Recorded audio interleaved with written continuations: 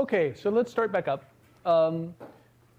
Today, let's see, we are transitioning from morphology into phonetics. So I hope you enjoyed morphology. It's not as if you won't ever do any morphology again, but that's it for lessons on morphology, lectures, I guess. Today is phonetics, which means that today we begin making funny sounds at each other. So everybody limber up your vocal tracts. Let's see, I'm trying to remember if there's anything that I ought to announce. You remember maybe that problem set 1, which confusingly is your second problem set, is due on Thursday. Normally it would be due on Tuesday, but because I am technologically challenged, it's due on Thursday. So, speaking of being technologically challenged, I just figured out how to get the projector to project over there instead of in the middle, so that I won't have to write everything twice, running back and forth across the room. So, thank you. I'm going to mention this when I go up for, you know, my chair is trying to decide whether to give me a raise. I'll be like, big academic achievements of the year. I was figuring out the tech. So if anybody misses the old days, like you were amused watching me run back and forth, or you know, this turns out to be too small or something like that, you know, let me know and we'll go back to the old days. Okay, so when we speak, if we're speaking an oral language, if we're not signing, what we are typically doing is producing a flow of air, which typically comes out of your lungs, but not necessarily. We'll talk about that. And it gets obstructed in various ways in the vocal tract. And so one standard way of talking about different kinds of speech sounds is to talk about where in the vocal tract the flow of air can get obstructed and how. And that's what we're going to kind of do. So first we'll talk about where. So one way of categorizing the various things that your vocal tract does to the airflow is by what's called place of articulation. That is, where in your vocal tract is the flow of air getting obstructed. So, for example, there are what are called bilabial sounds. These are sounds which are made with both lips. This picture over here on the right is what's called a sagittal section. That is, it's a picture of someone's head cut in half. Yeah, so that you can see the stuff that's inside. And those arrows are meant to get you to imagine that this person is making a sound by putting their two lips together. So that's what you do for the sounds that are at the beginnings of words like paint and bath and mouth and, well, wipe, where your lips don't touch, but they both move. Yeah. Everybody feel free to confirm to yourselves in the privacy of your own mask that is what you're doing when you make these sounds.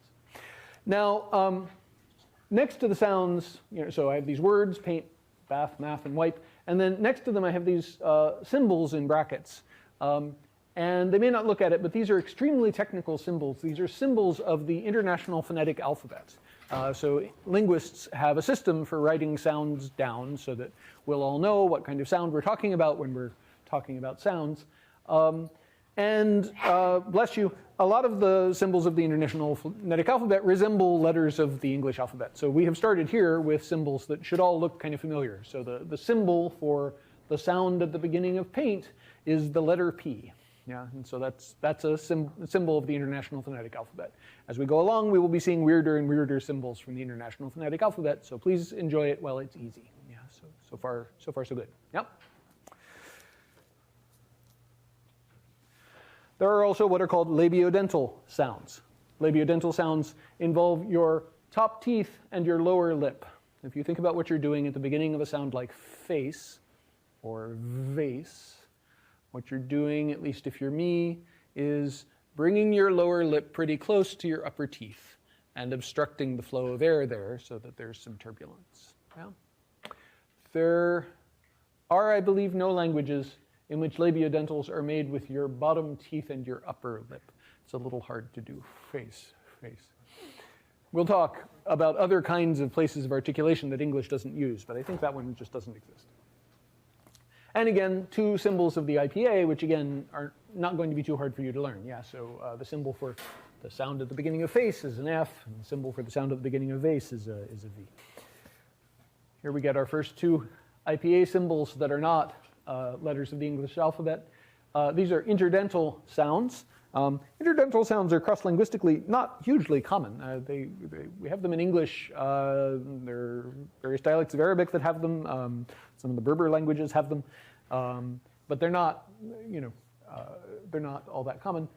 These are the sounds at the beginnings of words like thistle and this, where you're sticking your tongue between your front teeth and making air flow out. Yeah.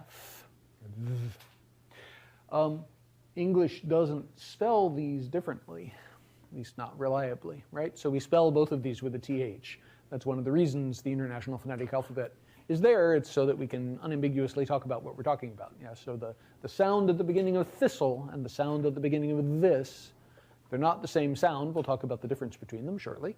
Yeah, but at this point, maybe it's just clear they're not the same sound. So there are two different IPA symbols for them. The Greek letter theta is used for the sound at the beginning of thistle, and that second letter is an Old English letter. It's still used in Icelandic. It's sometimes called ev, and it stands for the sound at the beginning of this. Yep. Okay. Then there are what are called alveolar sounds. If you put your tongue, sorry, let me just talk first. If you put your tongue at the top of your mouth and kind of drag it, so put it first against your front teeth, and then kind of drag it backwards along the top of your mouth. If you're like me, you've got your teeth, and then there's this kind of flat-ish space, and then it kind of goes up. Yeah, so from your teeth, you go back, or there's a little plateau there. There's a little plateau there right behind your teeth, this gum ridge, and then your mouth begins to go up higher. Yeah, that ridge is called the alveolar ridge.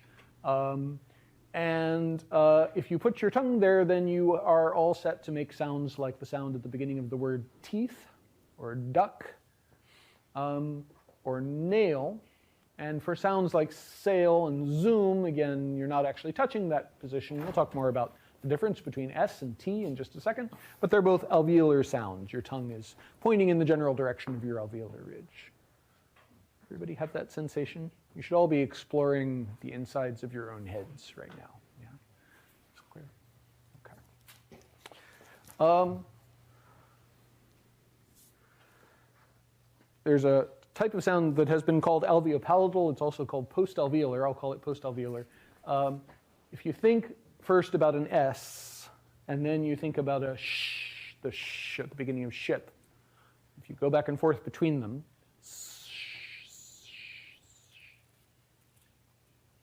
you make a very soothing sound. Yeah? And maybe what you can feel is that your tongue is kind of rocking back and forth. At least that's what my tongue is doing. For S, it's kind of pointing at the front, at my alveolar ridge, and then for sh, the middle of my tongue kind of curls up a little bit, goes a little further back. Is that the feeling people are having as they're going back and forth between these? Here's another new symbol. That's the symbol for the sound at the beginning of ship. And another new symbol, that's the sound in the middle of azure, the zh sound. Both of those are postalveolar sounds. You'll sometimes see them called alveopalatal sounds. I'll try to remember to always call them postalveolar. Yep. A little further back, there are what are called palatal sounds. These are even further behind the alveolar ridge, sort of back where the roof of your mouth gets as high as it's going to get. And the one palatal sound that we have in English is the Y sound at the beginning of year. Yeah. And here's the first IPA symbol that is deliberately designed to confuse you. The IPA symbol for that sound, the Y at the beginning of year, is a J. Yeah. This is because the IPA was not invented exclusively by speakers of English. Right? So it was invented also by speakers of languages like German, in which they use this letter for this sound. Yeah. Ja, for example. The German word for yes is spelled J-A. Yeah. Right? Okay. The letter Y is used for something else. We'll get to it. Okay. And then, sort of continuing our tour of the mouth, so we're working our way backwards through the mouth, there are what are called velar sounds. In a velar sound, the body of your tongue is up against what's called the velum, which is the soft tissue at the back of your mouth that we're going to be hearing more about in a second. It's responsible for partitioning your mouth from your nose, from your oral cavity. So that's the place that your tongue is touching when you say the sounds at the beginnings of words like kernel and caught and gone, and when you make the nasal sound at the end of a word like sing. So if you think about where your tongue is, it's up in the back there. Does that sound right? Yeah? Okay, cool. And then going even further down, in your throat, you've got the vocal cords, or the glottis, this space that's down there in your throat around your larynx. And your vocal cords, or they're sometimes called your vocal folds, this process that you've got back here in your throat for closing off the air, can be closed to make what's called a glottal stop. English doesn't make a huge amount of use of the glottal stop, but it's what shows up at the beginnings of words like that catch that you're getting in your throat, meaning no, right? Or uh-oh, meaning oh dear. Yeah? That catch that you're getting in your throat, that's a glottal stop. Yeah? There are languages that are into glottal stops. They have lots of them. Yeah? English is not. Yeah? And then, so that's what, and the way you make that is by basically slamming your vocal folds together to close off the flow of air. You can also hold them kind of close together and let the air whistle past. That's how you make an H, right? As in, what's my word up there? Help. Yeah. So you're just slightly abrading the flow of air. Yeah. Okay. Now, yeah, are there questions about any of that? So that was just a quick tour through the vocal tract. Yeah. Where's like cha? Oh, we haven't gotten to cha. Yeah, but good question. We can think of what that is. Cha, a cha sound at the beginning of a word like church, also at the end of a word like church, is a kind of dynamic sound, right? Ch. I think your tongue is in motion as you are making that sound. Yeah. So it makes it completely stops the flow of air, and then it gradually peels back and allows the air to flow out. You could think of that first thing it's doing as, I'm on completely the wrong slide, as being like an alveolar stop, right? So it's like a T. And then as it peels back, you end up with something like a sh, like a post-alveolar. So it's a pretty complicated sound. And we'll talk about it. Yeah, that's a really good question. Other questions? Somebody had a question? Yeah. I'm sorry, say it again? What's the difference between a glottal stop and, say, an ending consonant? An ending consonant? What kind of ending consonant did you... Oh, yeah. So that's a really good point. Okay, so a glottal stop, take a word like put, right? If you say put, your tongue, at least my tongue, touches the alveolar ridge. It goes where I said it would. Yeah. But you're right. You also make a glottal stop, at least the way I just said it, put. Yeah. You could contrast that. If you didn't make the closure at the alveolar ridge, it would sound like put, right? Which is not an English word for me. There are dialects of English in which you would say, in which that's something you would say, right? Put.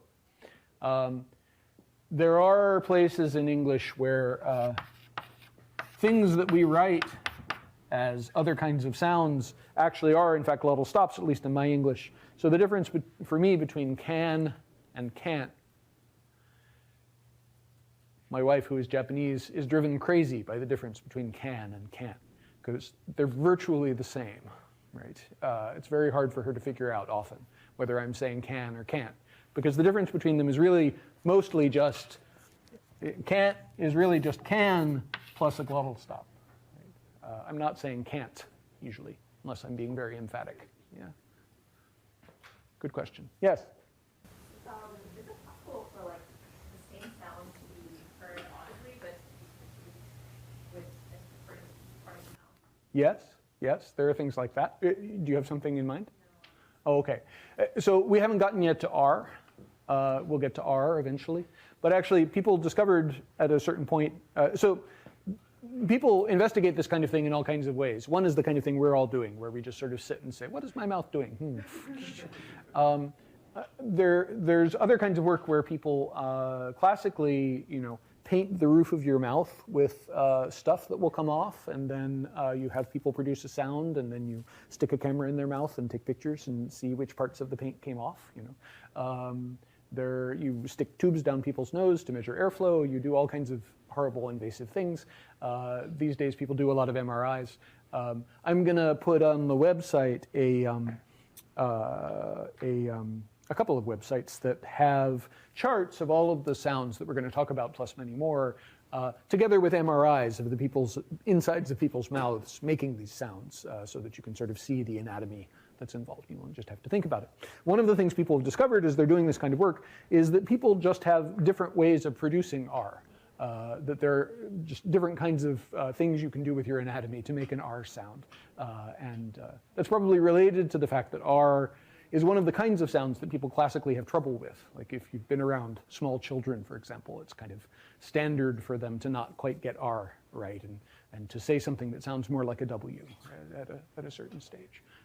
So I'm sorry, the short answer to your question is yes, and R might be an example. Yeah, good questions. Any other things people want to talk about? Okay.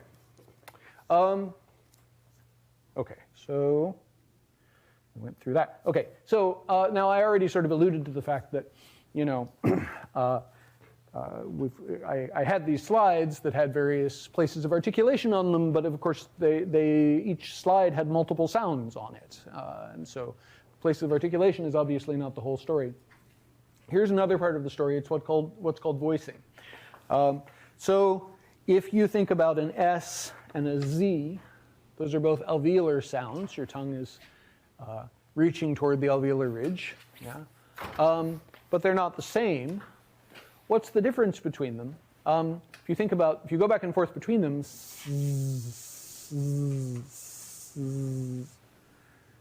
you can feel a buzzing.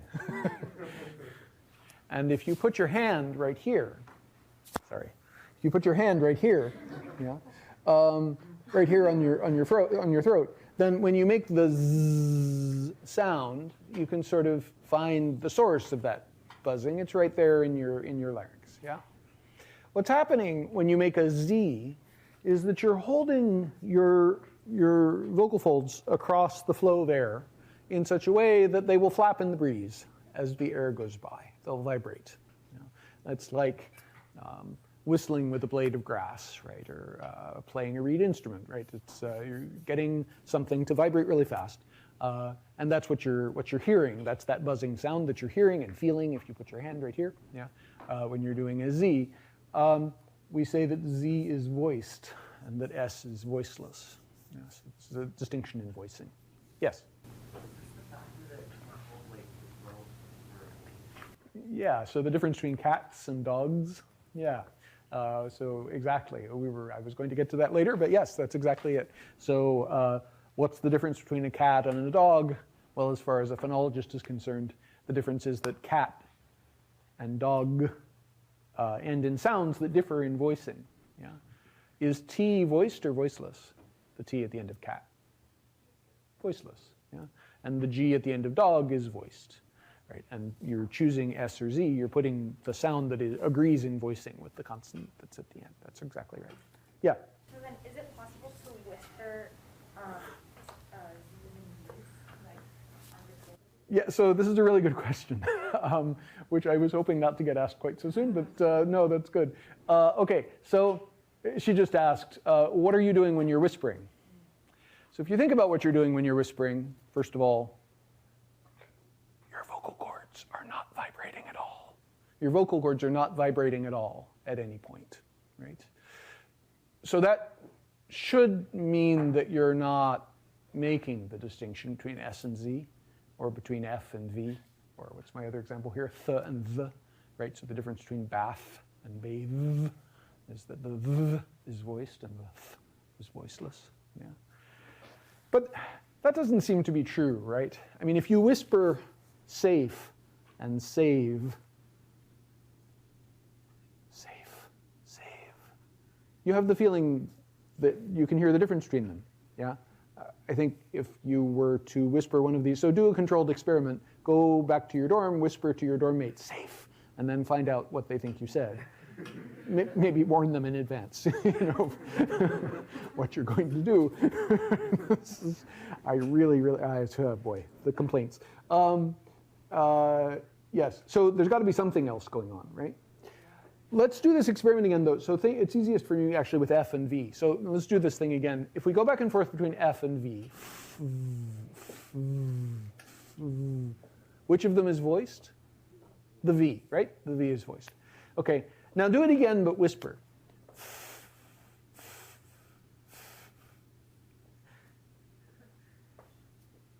Does anybody feel a difference between F and V? I mean, not here, right? Yeah? I feel like there's more like there's more air. So yes? Also, like my mouth is opening slower than I did. Ah. Yeah, there might be a difference in the aperture of your mouth. I think you're right. And I think you're right, too, that there's a difference in how fast the air is flowing. For me, I actually have the opposite of your feeling. For me, there's more air when there's an F and less air when there's a V. I don't know. Yeah? I don't know if it's just me, but when I say V, my lips are a little narrower. Ooh.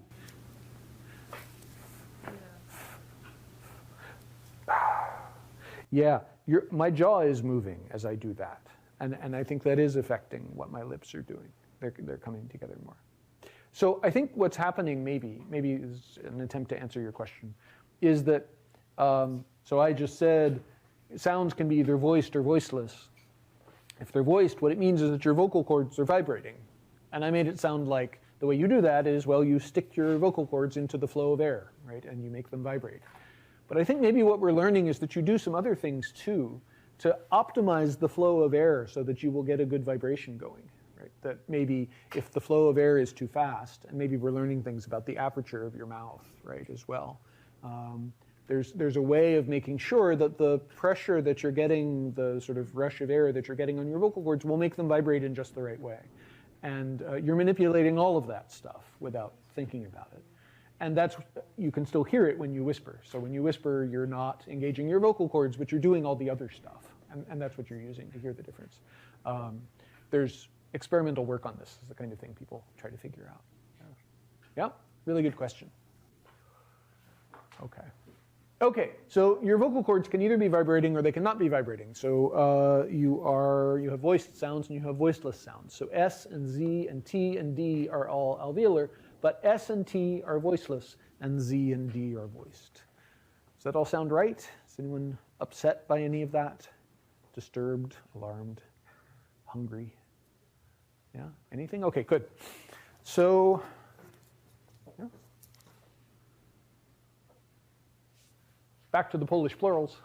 So we saw before, we convinced ourselves, or I convinced myself, and I tried to take the rest of you with me, kind of as collateral damage, that Polish has words that end in K and words that end in G underlyingly, but it also has a rule that changes G to K at the ends of words. That was Polish, right? Yeah. Okay, but it's not just G. So we can see some other pairs of words. I don't have any more minimal pairs for you, but you can see there's the same general tendency that if we look at singulars in Polish, that they can end in sounds like K or P or T or S, right? That's what we're seeing in these pairs. And that when you pluralize them, some nouns that end in P still end in P when you add the E, the suffix, like corpse, but some change the P to a B, yeah? And the same deal for these other ones, right? So what we're learning is it isn't just that G becomes K at the end of a word in Polish. There's this more general thing. What's the more general thing? What's going on here? What's the difference between G and K? So they're both velar. Yeah. Yeah, which one is voiced? The G, yeah. So what's happening is that the G, which was voiced, is becoming voiceless at the ends of words in Polish. Yeah. What's happening with B and P? Joseph? Voice B becomes voiceless. Yeah, the voiced B becomes the voiceless version, which is P, yeah? Those are both bilabial sounds. They involve both your lips, yeah? Yes? How is B voiced? Sorry? How is B voiced? How is D voiced? Oh, B. I guess. B. B. B. You're raising a good point. There's a reason that I started with sounds like S and Z and F and V, because you can go for as long as you have breath, right? Whereas B, there's a limit to how long you can be, yeah? We just said the way voicing works is that you've got air flowing across your vocal folds and making them vibrate, right? And for a Z, you can see how that would work, you know, so the air just flows. For a B, well, the air only has so far to go, yeah?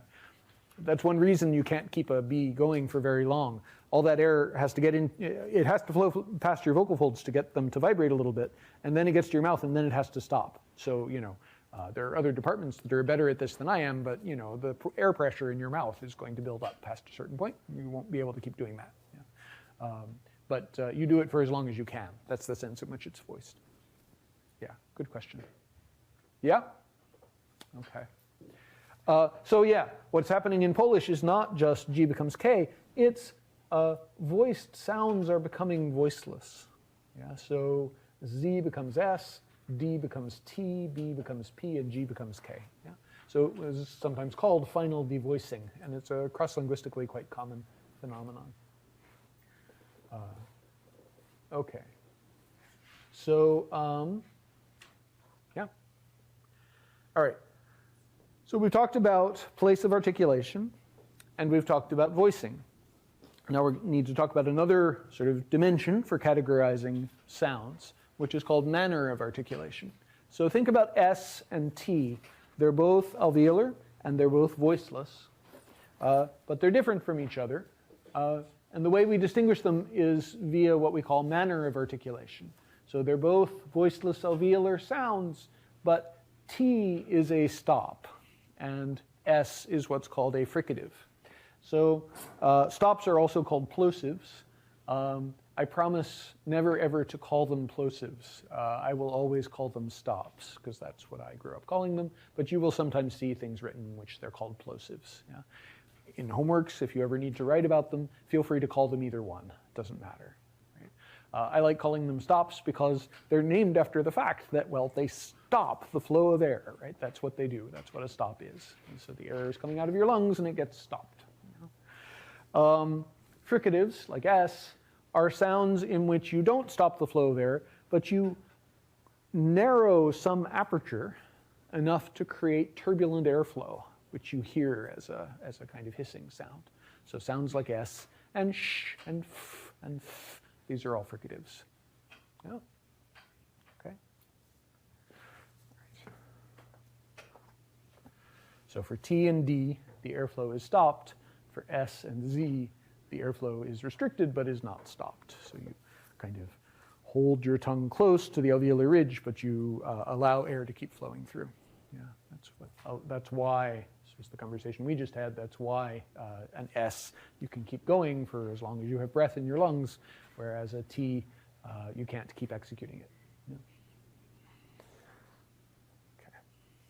Okay, so now we have these three ways of categorizing these kinds of speech sounds: place and manner and voicing. Place of articulation, manner of articulation, and voicing. So there are a bunch of places of articulation over there on the left, and the sounds that we have mainly talked about have been either stops or fricatives. And then each of these places on the table, there's a pair of sounds, and I hope I managed to do this right. Yes, it looks like I did. In all of these pairs, you've got both a voiced and a voiceless sound. Which one is first? The voiced sound, yeah. So in all of those, there's a pair. So you've got zh and sh, for example, the post-alveolar fricatives, and the zh is the voiced one, and the sh is the voiceless one. Yeah? Okay, good. All right. So now, new class of sounds. This is a new manner of articulation. So we've got D, which is a voiced alveolar stop, and Z, which is a voiced alveolar fricative, and now we need to think about N. Well, N is voiced, and it's a stop in the sense that you are stopping the air from flowing through your mouth. If you think about what's happening inside your mouth during an N, your tongue is jammed against your alveolar ridge, just as it would be for a T. So I love the sound of phonetics in the morning. It's great. When you're doing an, you've stopped the flow of air in your mouth, and so N is technically a stop, right? It's called a stop because there's no air coming out of your mouth. But there's air coming out somewhere, right? It's coming out of your nose. And you can tell because if you hold your nose, you will not be able to make an N. Yeah? So the reason that an N, that you can keep an N going, again, for as long as you have breath, is, well, the air has someplace to go. It's going out your nose. What's happening when you make an N is that you are lowering the velum, which is this doohickey in the back of your mouth that partitions your nose from your mouth. By lowering it, you're allowing air to flow through your nose.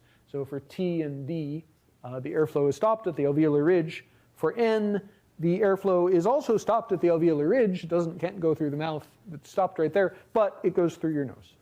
So this is a nasal stop, voiced alveolar nasal. People often just call them nasals because nasal fricatives are messy. Yeah. Actually, not possible, possibly. Okay? So let me go back. N is an alveolar nasal. What would a bilabial nasal sound like? Yeah, it's an M. You close your lips and allow the air to flow through your nose. And a velar nasal?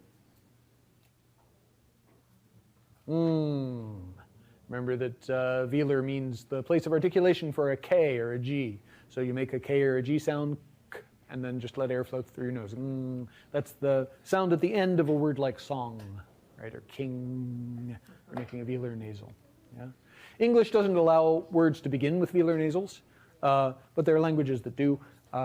So Tagalog, for example, the word for now, like right now, is ngayon, ngayon. So it starts with a velar nasal. One of the entertaining things about learning Tagalog is learning how to make sounds that start with velar nasals. If you're an English speaker, you're not used to it. Yeah?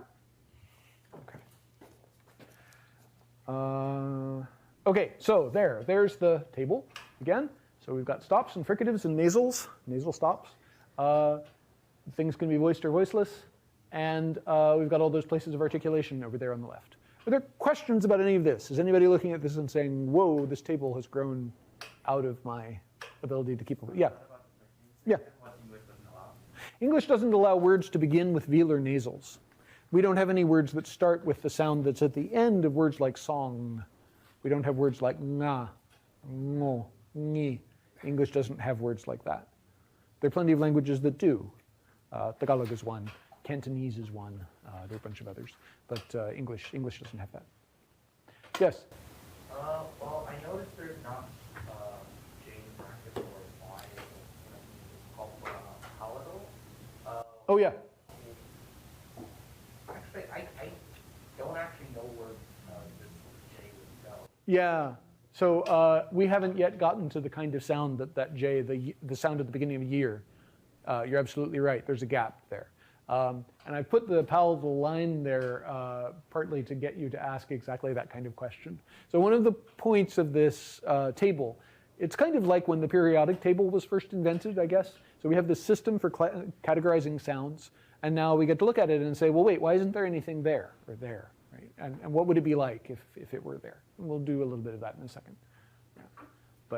But yeah, you're right. So we haven't yet talked about the kind of sound that the IPA symbol J, the sound we usually write with Y in English, the sound at the beginning of a year, we haven't put that on the table yet. You're right. It's not a stop, right? It's also not a fricative because you're not making any turbulence in the airflow, and it's not nasal. So it's another kind of thing. We'll get to it. Good question. Other questions about this? Okay. All right. So, yeah, okay. So this way of classifying the sounds leads us to wonder about gaps. This is, yes, thanks, Norvin. Yeah, you set that up nicely. So let's think about some of these gaps.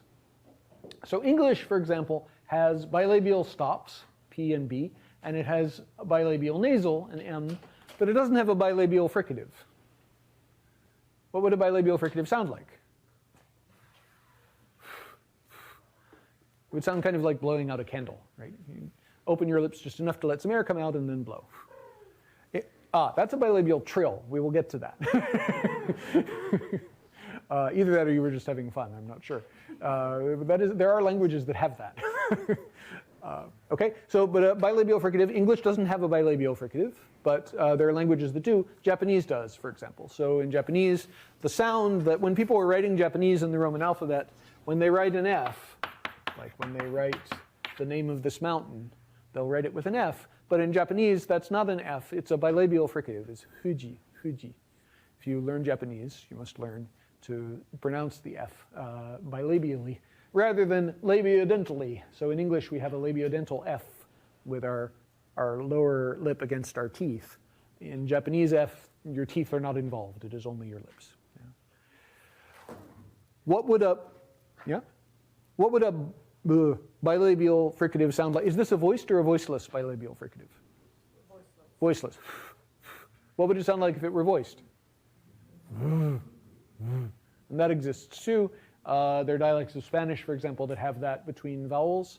If you have the letter B between vowels in words like abuela, that B has that sound, a voiced bilabial fricative. So moving across the chart, I've got a nasal stop there. Is that nasal voiced or voiceless? Voiced. What would it sound like if it were voiceless?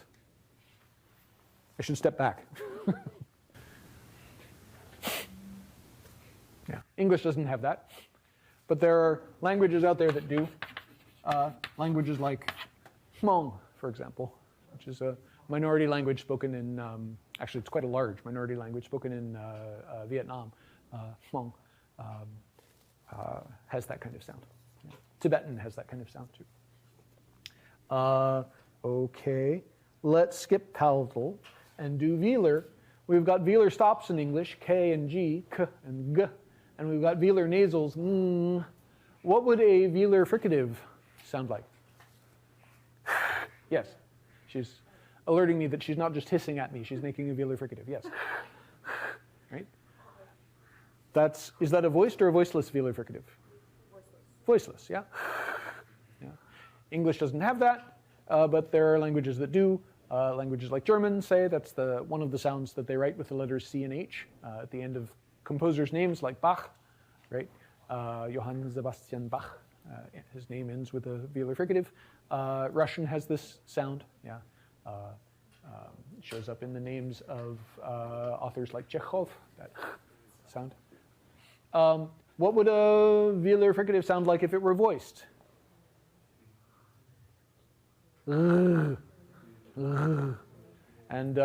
English doesn't have that either, but there are languages that do. Again, there are dialects of Spanish where if you have a G between vowels, it'll get this kind of sound in words like agua. Yeah. Okay. So we've talked about various kinds of nasals, nasal stops. So an M is a bilabial nasal, right? Where you close the flow of air at your lips and allow the air to flow through your nasal cavity by lowering your velums. You get or you can stop the flow of air in other places. You can have an alveolar nasal, right? You can have a velar nasal. What would a glottal nasal sound like?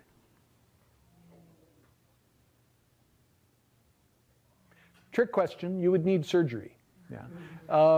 So the way nasal stops work is you're stopping the flow of air somewhere in your vocal tract, but you're allowing the air to flow through your nasal cavity, right? That's what a nasal stop is. Here, let's get back to one of these sagittal sections.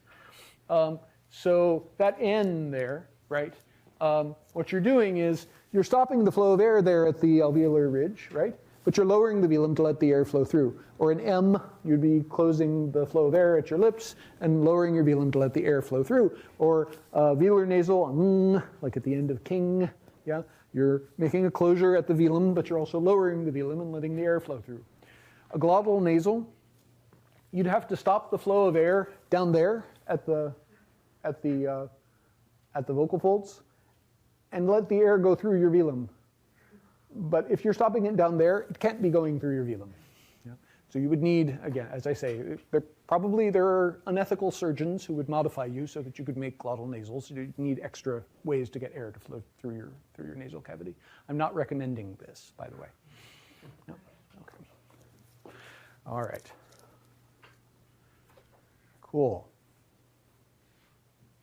So those are some of the gaps. Oh, and I flagged a gap that I didn't talk about. Sorry, a couple gaps. So English has interdental fricatives, th and the, and as I said, those are cross-linguistically, kind of rare, which is why if you're trying to do an accent from various kinds of places, for example, in Europe, one of the things you do is replace your TH sounds with other kinds of sounds. So, if you're doing a French accent, you replace your TH sounds with Z's, right? Or if you're doing a German accent, you replace your TH sounds with T's. Yeah. English has interdental fricatives, and it has alveolar stops, T and D. There are languages out there that have what are called dental stops. Yeah. So a dental stop, so the alveolar stop, again, involves your tongue touching the alveolar ridge and stopping the flow of air there. For a dental stop, your tongue is touching your teeth. So you're not saying ata, you're saying ata, ata, ata. English does not have those, but there are languages out there that do. If you're studying another language, this is a kind of thing to think about, because sometimes your teacher will not be thinking about this. But you should be asking yourself, is this sound that sounds sort of like a T, is it an alveolar T or is it a dental T? Part of your job, if you're learning Tagalog, for example, is to learn to make dental T's instead of alveolar T's, because that's what they've got. Yeah? If you're making these sounds like with your teeth, but like let's say someone doesn't have teeth? Yes. Yeah?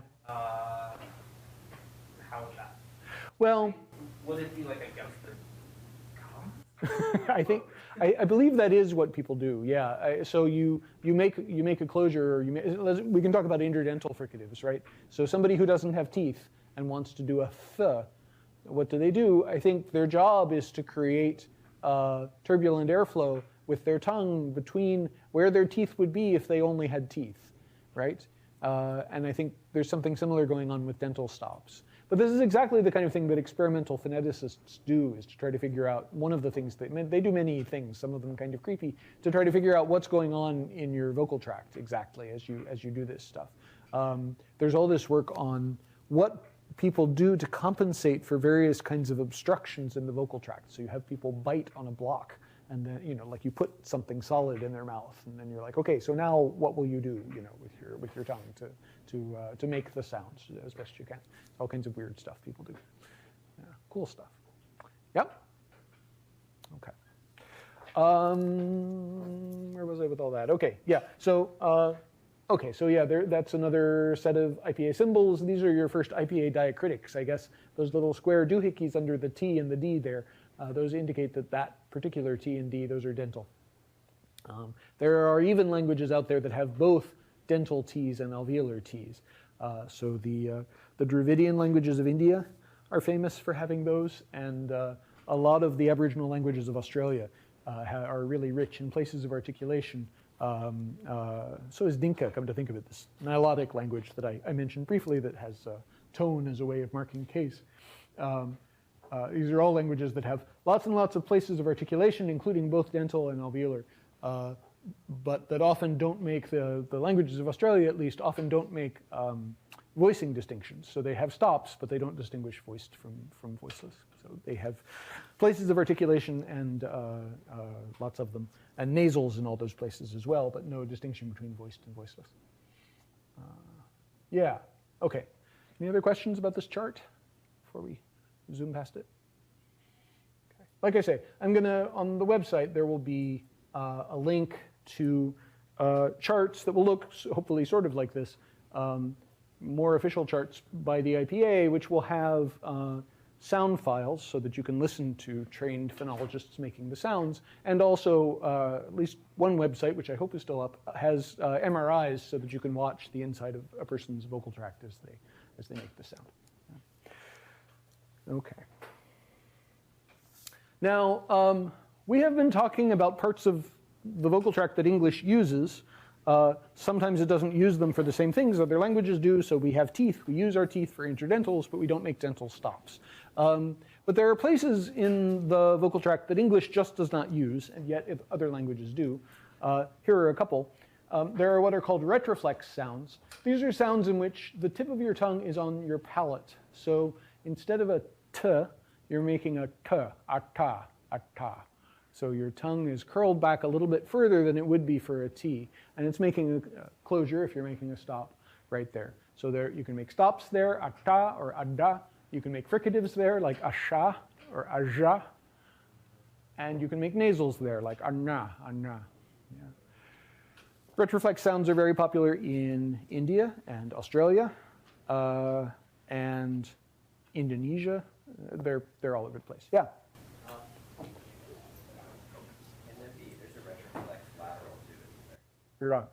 Yeah. Mm-hmm. Yeah. We'll get to laterals, but yes, there is. Yeah. Okay. There's retroflexes. Uvulars are kind of like K, except more so. So for a K, your back of your tongue is hitting the back of your mouth. It's touching your velum. That's a K sound. A ka.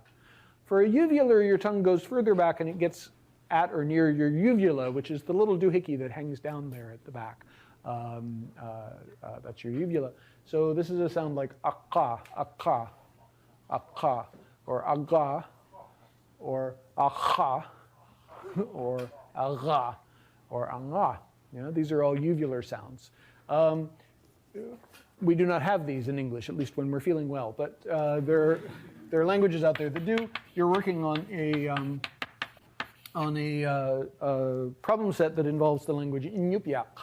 And that letter K is a symbol for a uvular stop. Iñupiaq has a uvular stop. It has one at the end of the name.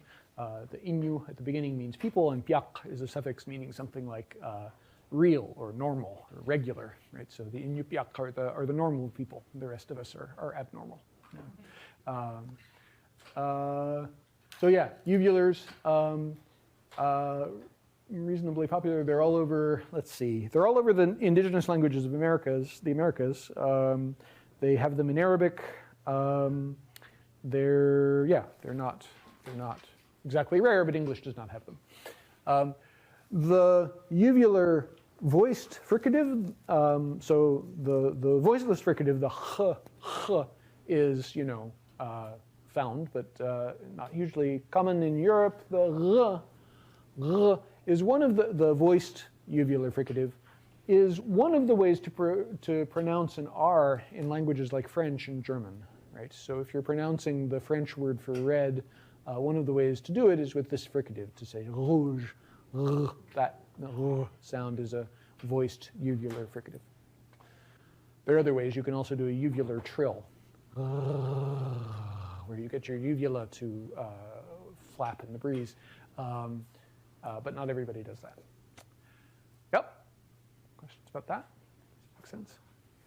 Okay. And then there are also pharyngeals. Pharyngeals involve constriction near the pharyngeal wall. Arabic has these. The Berber languages have these. These are like aha, aha, or aha, aha. So you're getting the back of your tongue to get against the back of your vocal tract. Does anybody here speak Arabic? Okay, so if you know anyone who speaks Arabic, get them to speak to you for a while, and you'll get to hear them saying this. As I say, there will be sound files where you'll get to hear people making these. Yeah. So English doesn't have these, but there are languages that do. There are pharyngeal fricatives. Yeah, those are both pharyngeal fricatives. Okay, so slightly larger chart with more symbols on it, including some of the ones we've talked about: pharyngeals, uvulars, retroflexes. And for some reason, the dental stops are still red. I don't know why. To fix that. Yep. This is chart. Okay. Okay. Now, people keep asking me about sounds that I've been carefully avoiding, so let's talk about them. There are what are called approximants. Approximants are not stops, and they're not fricatives, and they're not nasals. They involve your articulators kind of vaguely gesturing towards each other in some part of your vocal tract. Not enough to make, definitely not making contact, and not enough to cause any turbulence in the airflow. So if you think about a W, let's say, in the middle of a word like away, yeah, that's not a stop, and it's not a fricative, and it's not nasal. It's bilabial. You can feel your lips engaging as you make the W in the middle of away. It's a bilabial sound, but it's not a bilabial stop or a fricative. It is a bilabial approximant. Yeah. All right. So similarly for the Y sound at the beginning of year or yard, and the L and the R at the beginning and end of, I don't know, lair, yeah, or rail. Yeah. Those are all approximants. Yeah. They are sometimes divided into glides and liquids, and I'm hoping that nobody will ask me how you know whether something is a glide or a liquid. Are you about to ask me how you know whether something is a glide or a liquid? Go ahead. Is that what you're about? Well, yeah. Yes, okay, all right, fine. So a glide, I mean, sometimes it's as though a glide is an approximant that if you were to hold it longer, it would be a vowel. So a W, if you just freeze yourself in W space, you're making an oo, right? A W is like a oo sped up. We're going to talk about vowels later, but if you think about what an oo is, it's a held version of a W. And similarly, a Y sound, y, is a sped up version of an E, as opposed to an R or an L, which are just something else. Because I have not given you a good way of distinguishing glides from liquids, you can trust me that I will never ask you to distinguish them in a way that will make a difference for like grades or anything like that. You will never see me saying, no, you're wrong, that's not a glide, it's a liquid. I mean, I may say that, but there won't be -5 next to it. Yeah? I mean, if the W and the Y sound are both just like short vowel sounds, right? Then why is it necessary to have these as separate symbols? Yeah. Just like the CH having two letters. You know, that's a really good question. So why don't we just use the letter oo for the bilabial glide, for the W? And let me see if I can come up with a good answer to that. There are, eventually we're going to get to, so far all we're doing is talking about sounds individually. And eventually we're going to start talking about sequences of sounds, right? And we're going to want to be able to talk about restrictions on the ways in which sounds get to interact with each other. And so it's going to be useful at that point to be able to distinguish, for example, consonants from vowels. And once we do that, and you should feel free to call me on this if it doesn't come up later, I'll try to make sure it does. It'll turn out to be useful to be able to think of the consonant version of this sound, the W, and also the vowel version of this sound, the oo. But you're right that there are plenty of like sound changes where you see them converting in back and forth between each other. That's a kind of thing that happens. Yeah. So yeah, but that's the prima facie reason for distinguishing them, because there are rules for the distribution of sounds for which it's useful to have that distinction. Yeah, it's like anything else, I guess. We make that distinction as long as it turns out to be useful for explaining stuff. Yeah. Good question. Yeah. Good. All right. Okay. So those are glides and liquids. Okay, and then Raquel was asking about this before.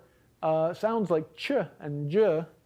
I think I said you could think of ch as like a stop, a T, followed by a fricative, sh, or j, you know, the j at the beginning and end of a word like judge, yeah, as being a stop, a D sound, followed by a fricative, a j. There's a little bit of a debate about whether what I just said is the right way to think about this or not. I think the standard way to think about it is not exactly that. What people do is say, yeah, there's this package deal, an affricate. It's There's a name for this kind of thing.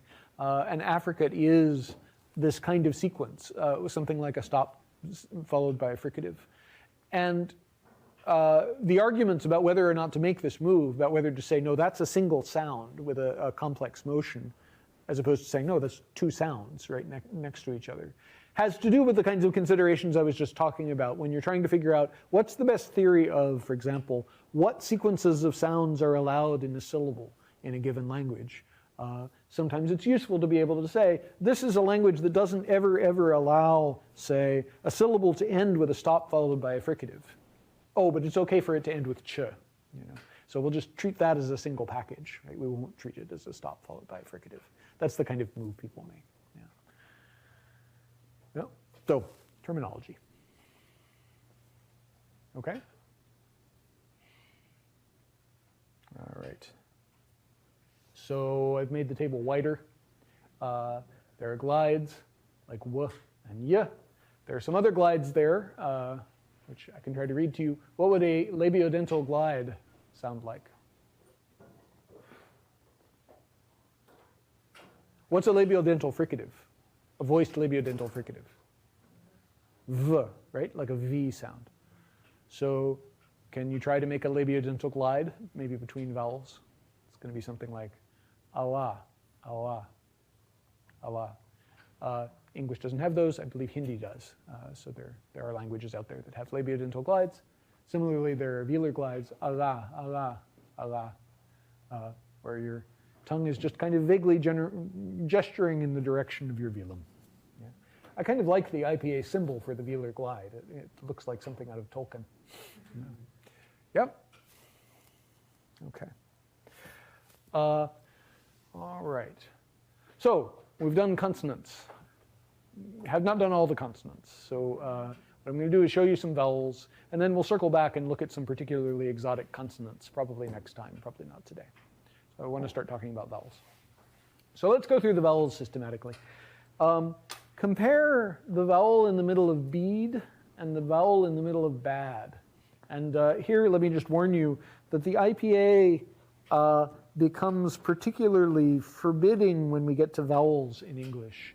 And it's not the fault of the IPA. It's the fact that English has a very large number of vowels and not very good system for writing them. This is one of the things that makes English spelling so difficult, that we can actually have competitions where you watch people spell. This is kind of thing that in many languages would be impossible. Right? If you tried to do that in Finnish, right, the spelling bee would just never end because every word, is pronounced exactly the way it's spelled. We don't do that in English. So here are two vowels, and those are their IPA symbols, the vowel in bead and the vowel in bad. And now, so everybody join me in sort of transitioning from one of those vowels to the other. Go, yeah. Yeah. Yeah. Okay. You guys sound good. What are you doing? I mean, you're doing what I asked you to, but what's happening in your mouth? Yes? Second vowel is more open. Yeah, the second vowel is more open. You're opening your mouth a little bit more. What are you doing with your tongue? Releasing it from the top. Yeah, it's lowering. It's going from the top to the bottom. Yeah, I think you guys are both right. So for E, your tongue is sort of tense and it's up there at the top of your mouth. And then for ah, your tongue drops, right? In fact, drops so far that it drags your jaw down with it, right? Or maybe there's a more reasonable way to say that. You lower your jaw so that your tongue can go even further down. Yeah? One way of classifying vowels is in terms of height. So we talk about the high vowel like heat and the low vowel like hat, and there are vowels in between like the vowel in hate. That vowel is called mid. Yeah? So we have high vowels and we have mid vowels and then we have low vowels.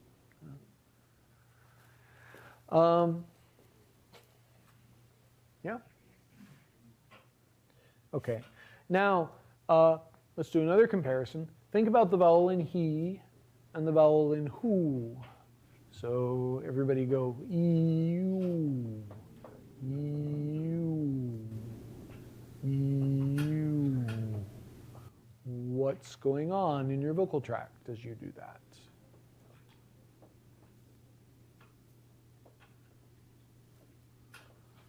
What's the difference between E and oo? Your lips are definitely involved, yes.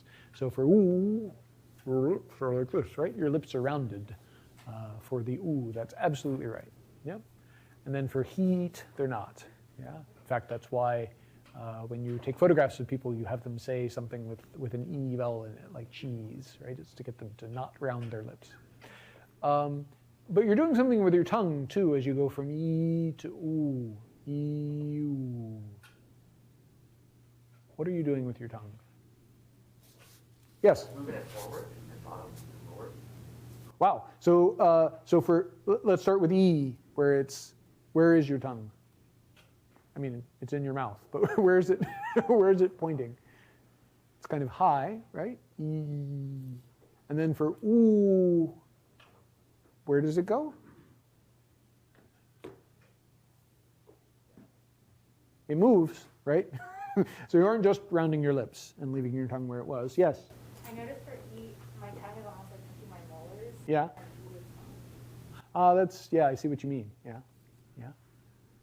I don't know about you guys. For me, for E, yeah. Yeah, for me, for E, it's at the front and it's high. And then for oo, my tongue kind of curls backward and it avoids my molars. You're absolutely right.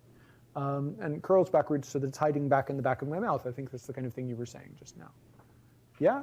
Is that the experience people are having? Everybody do some more ee-oo, ee-oo. Feel your tongue moving back and forth. Ignore your lips, right? And think about your tongue. Yeah? Yeah? Okay, so we have front, mid, we have high, mid, and low vowels, but we also have front and back vowels. So the back vowels are vowels like the vowel in hu, and the vowel in ho, and the vowel in hot, ah. So oo and o and ah, those are all back vowels. Your tongue is sort of pulling back toward the back of your mouth. Yeah? Okay. And then this is the other point that you guys made. Some of these vowels are rounded. So in English, the back non-low vowels, the back high and the back mid vowels, are rounded. In hu and ho, your lips have to round to make those vowels. But for hot, your lips don't round. Yeah. And, you know, a bunch more symbols. Some of them aren't so bad. You know, the letter U for oo, that's pretty good. And the letter O for O, yeah. And then, you know, we have that ash symbol there, which is from Old English for ah in had. And then E and A and ah. Good luck with those. Yeah. Have sort of standard issue European values for some of those symbols. Okay. Now, in this chart, I've only got 6 vowels. You may have been taught, how many vowels were you taught English had if you went to school in English? Yeah? 5. It's supposed to have 5, right? It does not have 5. It has like 14.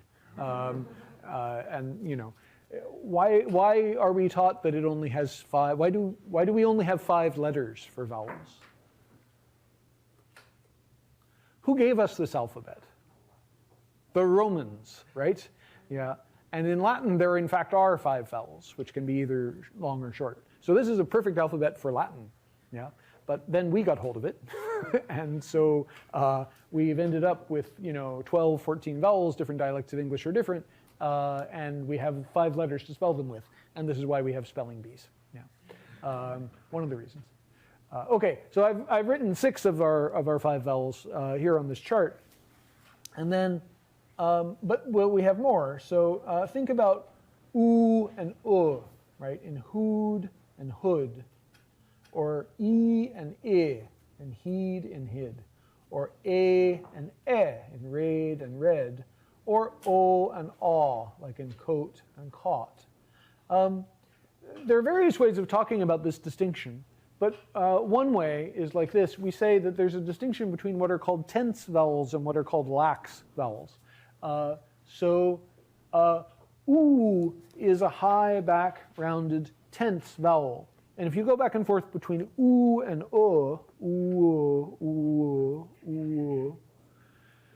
the idea is basically what you're doing is relaxing.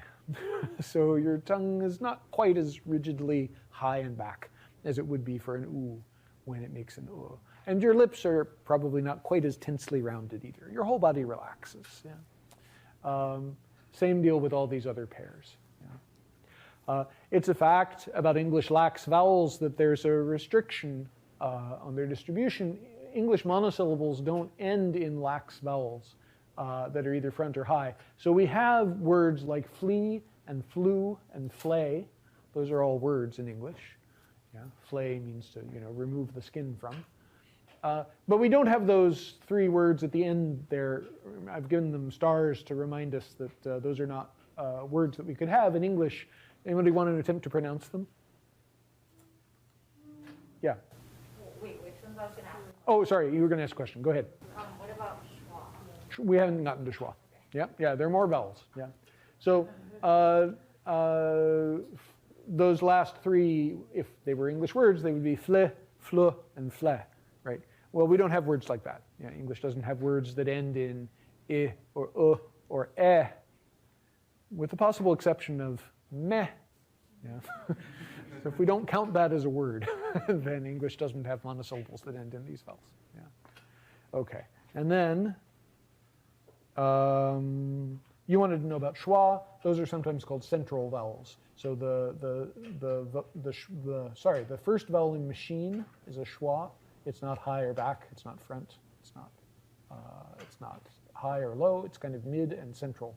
And then dove is pretty similar to schwa and is sometimes represented with that wedge shape there. In fact, it's called a wedge. Not all speakers of English distinguish schwa from wedge. I do. So for me, the vowels in above are two different vowels above. But there are, speakers of English for whom they're the same. Yeah. Similarly, let me go back to an earlier slide.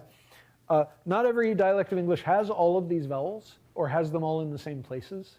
So I speak a dialect of English in which caught and cot are different, have different vowels in them.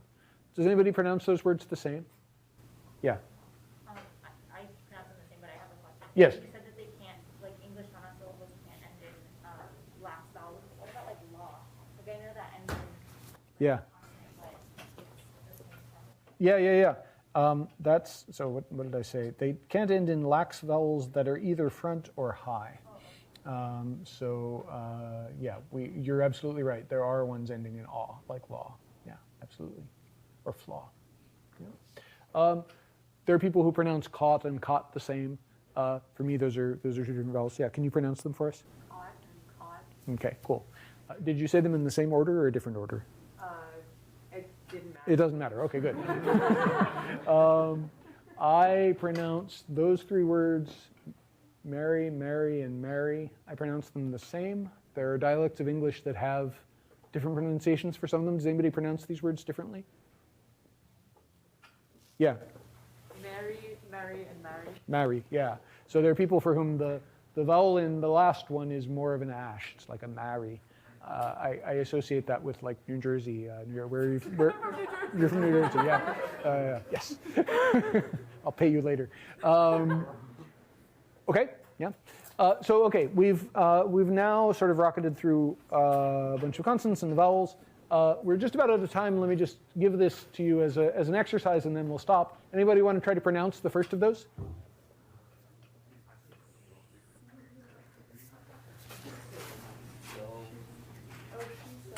She sells seashells. Yeah. Tell you what, we'll do this exercise next time. So next time, we'll do this as the first slide, yeah, and I'll leave it on the slides. You can work on it at home. And do some fooling with it and try to get to where you can read it. As we go along, I'm going to be asking you to read things in IPA, so I'll start putting IPA on the slides more and more. So start trying to familiarize yourself with it and get to where you're familiar with at least the symbols for sounds that we use in English. Do you want me to read the rest of them? I'll do some more IPA. Okay, so what's the second one? Sue says he's a bad egg. Yeah, you guys are good, fast learners. And what's the third one? Excellent. And what's the last one?